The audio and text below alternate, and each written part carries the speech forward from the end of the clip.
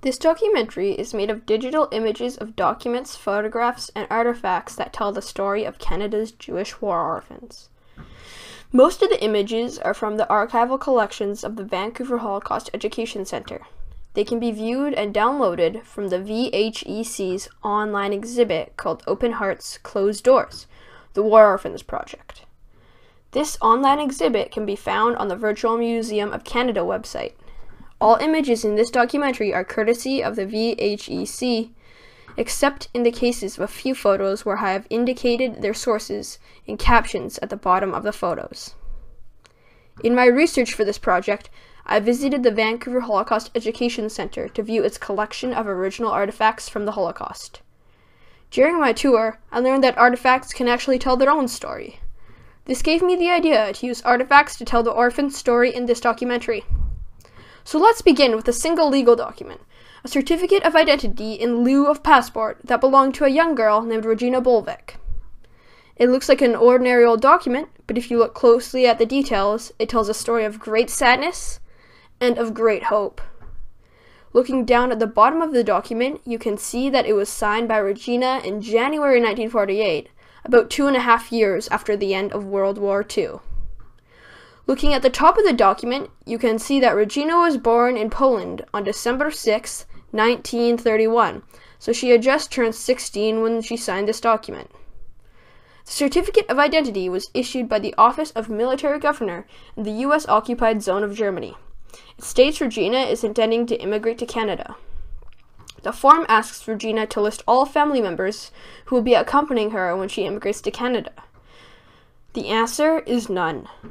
Looking to the bottom of the document, we can see that she had to get the Certificate of Identity because she is unable to procure birth certificate. So that means she had no passport, birth certificate, or any other documents to prove her identity. What happened to this young girl's family? Why is she immigrating to Canada alone in 1948 when she is only 16 years old? Why doesn't she have any documents to prove her age or identity? From the clues in this document, we can guess Regina's story. A Jewish girl from Poland who miraculously survived the concentration camps, but whose entire family was murdered. Let's go back in time to Regina's home in Bedzin, Poland in 1937 before the Nazis invaded. This is Regina's kindergarten class, 23 Jewish children and their teachers. Only 1% of Jewish children living in Europe at the beginning of the war survived to the end. 99% of Jewish children were murdered in the Holocaust. Regina was one of that tiny 1% of children who survived. When the Nazis invaded Poland in 1939, Regina and her Jewish classmates were no longer allowed to go to public school. They had to wear the yellow star, give up their homes and businesses, and move to the ghettos. They were deported to concentration camps where they either became forced laborers or they were murdered in gas chambers. Regina was only 9 when she was taken by the Nazis, separated from her family, and sent to a concentration camp in Germany. She survived for 3.5 years working as a slave laborer. The persecution of the Jews in Europe caused a huge refugee crisis. Thousands of Jews were trying to get out of Europe to escape the Nazis, but most countries in the world did not want to let Jewish refugees into their borders. Canada had one of the worst records of all the Western nations, and it refused to open its doors to Jewish refugees fleeing Hitler. Canada had a racially selective immigration policy designed to keep so-called undesirable and unsuitable races out of Canada. The most undesirable were Jews, Asians, and African Americans. People in these undesirable groups were not allowed into Canada unless they could get a special permit from the Director of Immigration, Frederick Blair. Blair was a terribly anti-Semitic man, and he believed that it was his duty to protect Canada from being flooded with Jewish people, and so very few Jewish refugees were able to get special permits. Canada's Prime Minister, Mackenzie King, also believed that allowing Jewish refugees into Canada would cause public unrest and that he would lose votes if he allowed Jewish refugees into the country. Anti-Jewish feelings in Canada were strong at the time.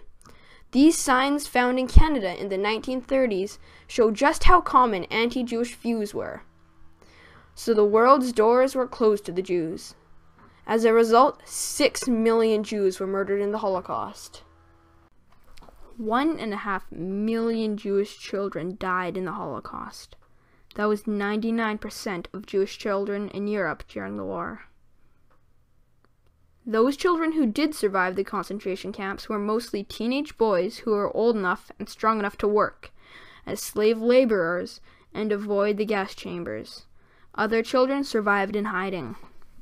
This is a photograph of the Buchenwald concentration camp when it was liberated by the Allied armies on April 11, 1945. The Allies found 430 children in the camp, and this photo shows those children, many still in their striped prisoners' uniforms, being led out of the barracks of Buchenwald. One of the boys in these photos is Robbie Weisman, who eventually became a Jewish war orphan and founder of the Vancouver Holocaust Education Centre. Because these child prisoners had no parents or homes to return to, they had to remain at Buchenwald for many months until new homes or orphanages could be found for them. They didn't have any clothes, so, as this photo shows, the Jewish child survivors at Buchenwald were dressed up in Hitler Youth uniforms because they were the only clothes that could be found for them.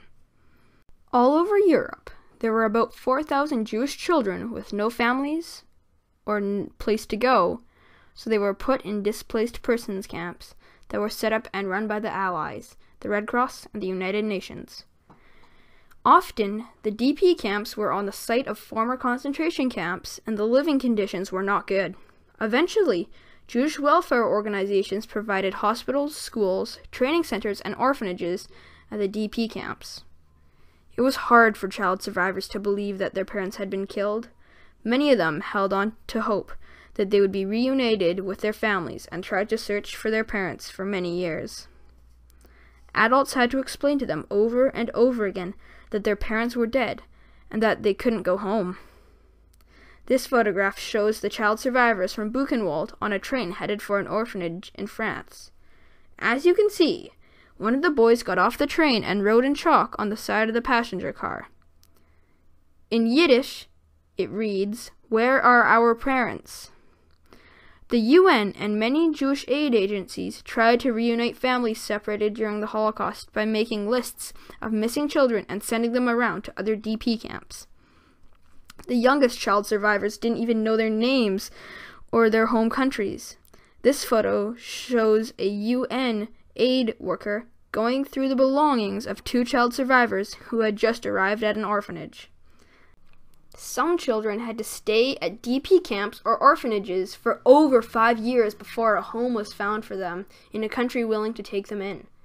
Meanwhile, back in Canada, the Canadian government maintained its racist immigration laws that kept Jews out of Canada. After the war, one government official was asked how many Jewish refugees would be permitted into Canada, and he replied, "None is too many." This phrase became famous because it summed up Canadian immigration policy towards Jews at the time and was used as the title for an important book on the subject.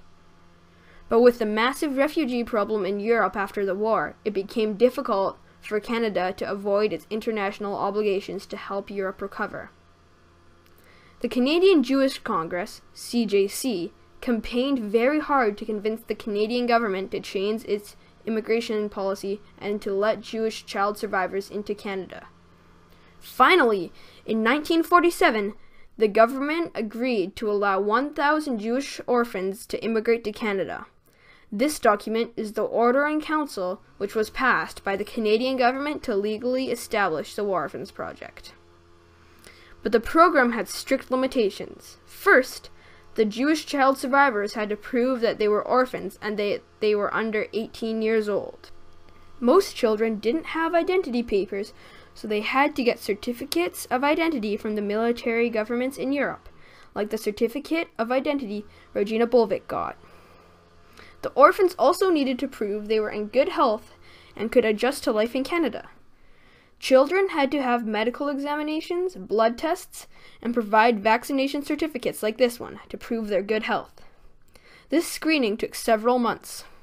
Sadly, some children who wore glasses or who couldn't read were often rejected as being unsuitable for life in Canada.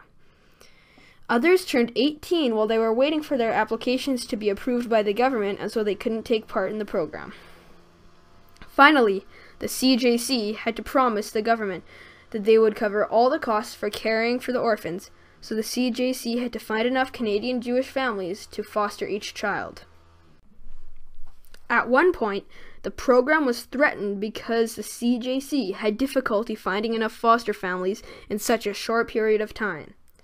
Most families only wanted to foster girls or young children, but reality was that very few girls or young children survived the Holocaust. About 75% of the orphans were teenage boys.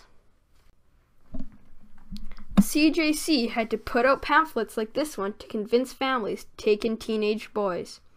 This flyer advertises David and promises that he will soon be working and able to pay his own way, but he needs a home now. Once the orphans were screened and accepted into the program, the children sailed on ships to Canada under the supervision of CJC representatives.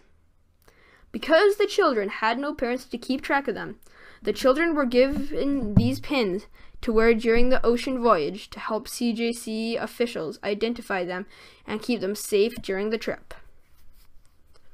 The ships arrived at Pier 21 in Halifax, where the orphans' papers were processed, and they were met by members of the Jewish community who gave them a warm welcome and presents of oranges and chocolate.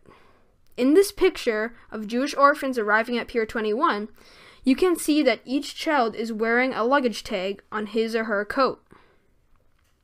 These tags said War Orphans and indicated the orphan's number and destination. This tag says War Orphan CN28, which meant that the orphan was going on the CN train and his identity number for the train trip was 28. The older orphans refused to wear these tags on their coats because they felt they could look after themselves. The orphans traveled by train to foster families in cities across Canada, like Montreal, Toronto, Winnipeg, Regina, Calgary, and Vancouver. Most families were warm and welcoming and gave the orphans a secure home so that they could start a new life in Canada. The orphans bonded strongly with each other and were like family to each other in Canada. They helped each other and hung out with each other, and some even married each other. To adjust to life in Canada, the orphans first had to learn English very quickly. This newspaper photograph shows Jewish orphans in Vancouver learning English in a special class at Prince of Wales High School. The girl on the far right of the picture is the young girl we saw at the beginning of this documentary, Regina Bolvik. Like most of the orphans, Regina attended high school in Canada. Many went on to college or university or built businesses and had successful careers. Regina's story has a happy ending. She met her future husband, David Feldman, in Vancouver. They had both lost their entire families in the Holocaust. They are pictured here at their wedding with social workers who had met their ship when it arrived at Pier 21 in Halifax. This was the closest thing they had to a family in Canada. In her interview for the VHEC's exhibit on the Jewish War Orphans, Regina stated, "To this day, I am grateful to the Jewish community for bringing me here, and I thank Canada for allowing us in." Canadian society gradually realized the mistakes it made in the 1930s and the 1940s because of its racist immigration policies. Slowly, immigration laws were changed after 1948, and Jewish immigration into Canada increased. So that these mistakes could not be repeated, Canada signed a document called the United Nations Convention relating to the status of refugees in 1969. By signing this convention, Canada agreed to give the protection to refugees who are trying to escape human rights persecution in their own countries. Since that time, Canada has allowed several large groups of refugees to immigrate to Canada in times of crisis, such as the Vietnamese boat people, Indian and Pakistani refugees from Uganda, and the Bosnian Muslims refugees from Yugoslavia. Canada now has the reputation as being a world leader in protecting refugees. In April 2013, I was fortunate to spend a day with a Jewish war orphan named David Ehrlich. It was David who inspired me to do this project. Each year, he speaks to thousands of students about his Holocaust experiences so that they can learn what happens if discrimination and racism is not stopped. He loves Canada because it is a diverse and tolerant country and is very thankful that Canada opened its doors to him in 1948. David inspires me to do whatever I can to protect human rights and to make sure that Canada remains diverse, tolerant, and welcoming to refugees who are being persecuted. I hope this documentary inspires you to do the same.